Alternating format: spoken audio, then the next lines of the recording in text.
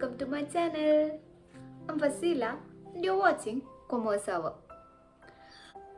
നമ്മൾ ഡെറിവേറ്റീവ്സ് ആണ് എടുത്തുകൊണ്ടിരിക്കുന്നത്. ഡയറക്റ്റ്ലി ഇല്ലുസ്ട്രേഷൻസിലേക്ക് കടക്കാം. പ്രാക്ടിക്കൽ ഏരിയാസ് ആണ് നമ്മൾ നോക്കിക്കൊണ്ടിരിക്കുന്നത്. എല്ലാ ഇല്ലുസ്ട്രേഷൻസും ഓൾമോസ്റ്റ് കവർ ചെയ്യാൻ ഞാൻ ശ്രമിക്കുന്നുണ്ട്. എത്രയും വേഗം തന്നെ വീഡിയോസ് അപ്ലോഡ് ചെയ്യാൻ ശ്രമിക്കാം. ഇതുവരെ നമ്മൾ കാൽക്കുലേറ്റ് ചെയ്തത് ഡിവിഡൻഡ്, ഒരു എക്സ്പെക്റ്റഡ് ഡിവിഡൻഡ് തന്നാൽ എങ്ങനെയാണ് തിയററ്റിക്കൽ ഫ്യൂച്ചർ പ്രൈസ് കാൽക്കുലേറ്റ് ചെയ്യാം, സ്റ്റോറേജ് കോസ്റ്റ് തന്നാൽ എങ്ങനെ തിയററ്റിക്കൽ ഫ്യൂച്ചർ പ്രൈസ് കാൽക്കുലേറ്റ് ചെയ്യാം എന്നൊക്കെയാണ്. ഇനി ഒരു ഡിവിഡൻഡ് ഈൽഡ് തന്നാൽ എങ്ങനെ കാൽക്കുലേറ്റ് ചെയ്യാം, അതുപോലെ തന്നെ നമുക്ക് ഒരു പോർട്ട്ഫോളിയോ വാല്യൂ തന്നിട്ട് നമുക്ക് നമ്മുടെ കോൺട്രാക്ട് വാല്യൂ തന്ന് നമുക്ക് എത്ര കോൺട്രാക്റ്റിൽ എൻ്റർ ചെയ്യാം, നമുക്ക് എങ്ങനെ അതിൽ നിന്നൊരു ഗെയിൻ ക്രിയേറ്റ് ചെയ്യാം, അങ്ങനെയുള്ള കാര്യങ്ങളൊക്കെ വരുന്ന രണ്ട് ഇല്ലുസ്ട്രേഷൻസ് ആണ് നമ്മൾ ഇന്ന് കവർ ചെയ്യുന്നത്. സോ നമുക്ക് ഡയറക്റ്റ്ലി ഇല്ലുസ്ട്രേഷൻസിലേക്ക് കടക്കാം. ദെൻ നമ്മൾ നോക്കുന്നത് 9th ഇല്ലുസ്ട്രേഷൻ ആണ്. 9th ഇല്ലുസ്ട്രേഷൻ എന്താണെന്ന് വെച്ചാൽ the following data relates to DCB Limited's share price. Current price per share is 170 rupees.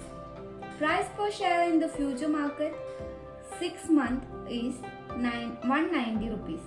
It is possible to borrow money in the market for securities transaction at the rate of 12% per annum. Required to calculate the theoretical minimum price of 6-month future contract and explain if any arbitraging opportunity exists. ഇതിൽ നമ്മളടുത്ത് രണ്ട് question ആണ് ചോദിച്ചിട്ടുള്ളത്. അതായത് theoretical minimum price calculate ചെയ്യാനും then അവിടെ എന്തെങ്കിലും ആർബിട്രേജിങ് opportunity exist ചെയ്യുന്നുണ്ടോ എന്ന് നോക്കാനും വേണ്ടിയിട്ടാണ്. ഐ തിങ്ക് 7th ഇല്ലുസ്ട്രേഷൻ ആണെന്ന് തോന്നുന്നു. ഞാൻ ഈ സെയിം ടൈപ്പ് ഓഫ് ക്വസ്റ്റ്യൻ ആണ് ആൻസർ ചെയ്തിട്ടുണ്ടായിരുന്നത്. പക്ഷെ അവിടെ 7th ഇല്ലുസ്ട്രേഷനിൽ നമുക്ക് ഡിവിഡൻഡ് എക്സ്പെക്റ്റഡ് ഉണ്ടായിരുന്നു. അപ്പോൾ നമുക്ക് ഡിവിഡൻഡും കൂടെ ആഡ് ചെയ്തിട്ടുള്ള എമൗണ്ടിൽ നിന്നാണ് നമ്മൾ ബോറോ ചെയ്ത എമൗണ്ട് ലെസ് ചെയ്തിട്ട് ആർബിട്രേജ് ഓപ്പർച്യൂണിറ്റി നമുക്ക് എത്ര ഗെയിൻ ഉണ്ട് എന്ന് കാൽക്കുലേറ്റ് ചെയ്തത്. ഇവിടെ അങ്ങനെയുള്ള കോംപ്ലിക്കേഷൻസ് ഒന്നുമില്ല. നമുക്ക് ജസ്റ്റ് കറണ്ട് പ്രൈസ് തന്നിട്ടുണ്ട്, ഫ്യൂച്ചർ പ്രൈസ് തന്നിട്ടുണ്ട്, അതുപോലെ റേറ്റ് ഓഫ് ഇൻട്രസ്റ്റ് തന്നിട്ടുണ്ട്. വേറെ ഒന്നുമില്ല. നമുക്ക് തിയററ്റിക്കൽ ഫ്യൂച്ചർ പ്രൈസ് കാൽക്കുലേറ്റ് ചെയ്യണം. Then we have to calculate arbitrage opportunity. Then ഞാനിവിടെ തിയററ്റിക്കൽ ഫ്യൂച്ചർ പ്രൈസ് കാൽക്കുലേറ്റ് ചെയ്യുന്നത് എങ്ങനെയാണെന്ന് പറയുന്നില്ല. അത് ജസ്റ്റ് ടൈം വെറുതെ കളയുന്ന പോലെയാവും.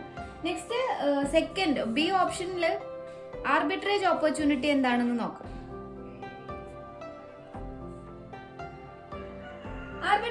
ആർബിട്രേജ് ഓപ്പർച്യൂണിറ്റിയിൽ നമ്മൾ നോക്കേണ്ടത് നമ്മൾ എന്താണ് ചെയ്യേണ്ടത് എന്നുള്ളതാണ്. ബൈ ചെയ്യാണോ സെയിൽ ചെയ്യാണോ വേണ്ടത്. ഇപ്പോഴത്തെ തിയററ്റിക്കൽ ഫ്യൂച്ചർ പ്രൈസ് വെച്ചിട്ടാണ് നമ്മൾ അത് അങ്ങനെ ഒരു ഡിസിഷൻ എടുക്കുക. ഇവിടെ actual future price is higher than theoretical future price ആണ്. ഈ കേസിൽ ആക്ച്വൽ ഫ്യൂച്ചർ പ്രൈസ് ആണ് ഹയർ ആയിട്ട് നിൽക്കുന്നത്. So we have to buy from spot market and sell it in future market. അപ്പോൾ നമുക്ക് എങ്ങനെയാണ് ഇവിടെ ഒരു ആർബിട്രേജ് ഗെയിൻ കാൽക്കുലേറ്റ് ചെയ്യാം? നമ്മൾ ആദ്യം ഒരു ഫ്യൂച്ചർ കോൺട്രാക്റ്റിൽ എൻ്റർ ചെയ്യുക. അതായത് ആഫ്റ്റർ 6 months 190 റുപ്പീസിന് ഷെയർ സെയിൽ ചെയ്യാം എന്നുള്ള ഒരു അഗ്രിമെന്റിൽ എൻ്റർ ചെയ്യാം. അതിന് ഇപ്പോൾ നമുക്ക് എന്ത് ചെയ്യണം? സെക്യൂരിറ്റി പർച്ചേസ് ചെയ്യണം. ഇപ്പോൾ ഇവിടുത്തെ സ്പോട്ട് പ്രൈസ് എന്ന് പറയുന്നത് 170 റുപ്പീസ് ആണ്. നമ്മൾ ഈ സ്പോട്ട് പ്രൈസ് എവിടുന്നെങ്കിലും ബോറോ ചെയ്യാം. Borrow 170 rupees at 12% per annum for a period of 6 months. എന്നിട്ട് ആഫ്റ്റർ 6 months നമ്മൾ എന്ത് ചെയ്യാണ്? ഈ സെക്യൂരിറ്റി സെയിൽ ചെയ്യാണ്. അതിനുശേഷം നമ്മൾ ഈ സെയിൽ ചെയ്ത എമൗണ്ടിൽ നിന്ന് നമ്മൾ ബോറോ ചെയ്ത എമൗണ്ട് വിത്ത് ഇൻട്രസ്റ്റ് നമ്മൾ എന്ത് ചെയ്യണം? റീപേ ചെയ്യണം. അപ്പോൾ അതെങ്ങനെയാണ് കാൽക്കുലേറ്റ് ചെയ്യുക? നമുക്ക് എത്ര എമൗണ്ട് ആണ് മീൻസ് റീപേ ചെയ്യാനുള്ളത് എന്ന് നോക്കാം. നമ്മൾ എങ്ങനെയാണ് കാൽക്കുലേറ്റ് ചെയ്യുക? 170 into e raise to r എന്തായിരുന്നു? 12% ഇൻറ്റു 6/12. ദെൻ 180.506 എന്ന് നമുക്ക് കിട്ടും. ഇതന്നെയാണ് നമ്മുടെ തിയററ്റിക്കൽ ഫ്യൂച്ചർ പ്രൈസ്. അപ്പോൾ ഈ ഒരു എമൗണ്ട് ആണ് നമുക്ക് എന്തായിട്ട് വരിക? ആഫ്റ്റർ 6 months നമുക്ക് റീപേ ചെയ്യേണ്ടി വരിക. നമ്മൾ സെയിൽ ചെയ്യുന്നത് ഫ്യൂച്ചർ പ്രൈസ് എന്ന് പറയുന്നത് 190 ആണ്. 190 രൂപയുടെ നമുക്ക് 190 രൂപ കിട്ടിയിട്ടുണ്ട്. പക്ഷെ നമ്മൾ റീപേ ചെയ്യേണ്ടത് 180 റുപ്പീസ് ആണ്. സോ നമുക്ക് അവിടെ ഒരു ഗെയിൻ ഉണ്ട്. ആ ഗെയിൻ ആണ് 190 minus 180.506. That is equal to 9.494 rupees നമുക്ക് എന്താണ് ഗെയിൻ ആണ്. 10th illustration എന്ന് പറയുന്നത് given the following information, BSE index 50,000, value of portfolio 101 lakh rupees, risk-free interest rate is 9% per annum, dividend yield on index is 6% per annum, beta of portfolio is 2. We assume that a future contract on BSE index with 4-month maturity is used to hedge the value of portfolio over next 3 months. One future contract is for delivery of 50 times the index. Based on the information, calculate a price of future contract, the gain on short futures position if index turned out to be 45,000 in 3 months.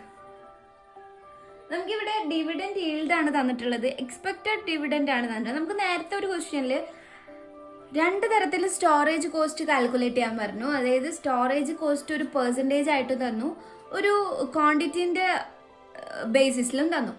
Percentage ആയിട്ട് തന്നപ്പോൾ നമ്മൾ എന്ത് ചെയ്തു, rate of ഇൻട്രസ്റ്റിൻ്റെ കൂടെ add ചെയ്തിട്ട് അത് calculate ചെയ്തു. ആ ഒരു സെയിം കാൽക്കുലേഷനാണ് ഇവിടെ വരുന്നത്. നമുക്കൊരു ഈൽഡായിട്ട് തരുമ്പോൾ ഈ dividend yield risk free interest റേറ്റിൽ നിന്ന് ലെസ് ചെയ്തിട്ടാണ് നമ്മൾ റേറ്റ് ഓഫ് ഇൻട്രസ്റ്റ് കാൽക്കുലേറ്റ് ചെയ്യേണ്ടത്. ഇങ്ങനെ ഒരു ഈൽഡ് പെർസെൻറ്റേജ് ബേസിസിൽ തരുമ്പോൾ നമ്മൾ അത് റേറ്റ് ഓഫ് ഇൻട്രസ്റ്റുമായിട്ട് അഡ്ജസ്റ്റ് ചെയ്താൽ മതി. നമ്മൾ സ്റ്റോറേജ് കോസ്റ്റിൻ്റെ കാര്യത്തിൽ ചെയ്ത അതേപോലെ തന്നെ. പക്ഷെ സ്റ്റോറേജ് കോസ്റ്റ് ആഡ് ചെയ്യാണ് ചെയ്തത്. ഇവിടെ നമ്മൾ ഡിവിഡൻഡ് ഈൽഡ് ലെസ് ചെയ്യാണ് ചെയ്യണത്. അങ്ങനെ ചെയ്ത് സ്പോട്ട് പ്രൈസ് എന്ന് പറയുന്നത് നമ്മളിവിടെ P = 50,000 ആണ്. ഡിവിഡൻഡ് ഈൽഡ് 6% ആണ്. ടെനർ എന്ന് പറയുന്നത് 4 months ആണ്. Tenor = 4 months. Then risk free interest rate എന്ന് പറയുന്നത് 9% ആണ്. ഡിവിഡൻഡ് ഈൽഡ് എന്ന് പറയുന്നത് 6% ആണ്. സോ തിയറട്ടിക്കൽ ഫ്യൂച്ചർ പ്രൈസ് എന്ന് കാൽക്കുലേറ്റ് ചെയ്യുന്നത് 50,000 into e⁻⁹ 9% minus 6% into tenor എന്ന് പറയുന്നത് 4/12 ആണ്. 50,500 ആയിട്ട് റൗണ്ട് ചെയ്തു, റൗണ്ടഡ് എമൗണ്ട്. നമുക്കിനി എത്ര കോൺട്രാക്റ്റിൽ എൻ്റർ ചെയ്യാൻ പറ്റും എന്ന് നോക്കിയതിന് ശേഷമാണ് നമുക്ക് എങ്ങനെയാണ് short future position gain compute ചെയ്യാൻ പറ്റുക എന്ന് കാൽക്കുലേറ്റ് ചെയ്യണം. സോ നമ്മുടെ പോർട്ട്ഫോളിയോ വാല്യൂ എന്ന് പറയുന്നത് 101 lakh rupees ആണ്. പോർട്ട്ഫോളിയോ വാല്യൂ എന്ന് പറയുന്നത് 101 lakh rupees ആണ്. 4-month ഫ്യൂച്ചർ പ്രൈസ് എന്ന് പറയുന്നത് 50,500 rupees ആണ്. നമുക്ക് ക്വസ്റ്റ്യൻ പറഞ്ഞിട്ടുണ്ട് one future contract is four delivery of 50 times the index. So നമ്മുടെ ഒരു ഫ്യൂച്ചർ എന്ന് പറയുന്നത് 50,500 rupees ആണ്. സോ അതിന്റെ വാല്യൂ എന്താണ് വരിക? 50,500 ഇൻറ്റു 5, 50 times ആണെന്ന് പറയുന്നുണ്ടല്ലോ അല്ലേ ക്വസ്റ്റ്യനിൽ. അപ്പൊ so 50,500 into 50 equal to value എന്ന് പറയുന്നത് 25,25,000 rupees ആണ്.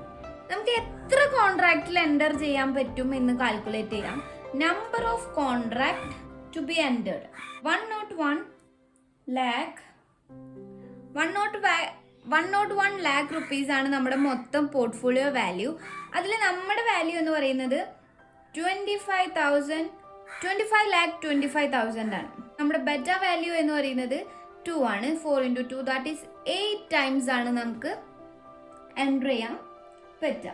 ദെൻ നമുക്ക് computation of gain on short future position എന്ന് പറയുന്നുണ്ട്.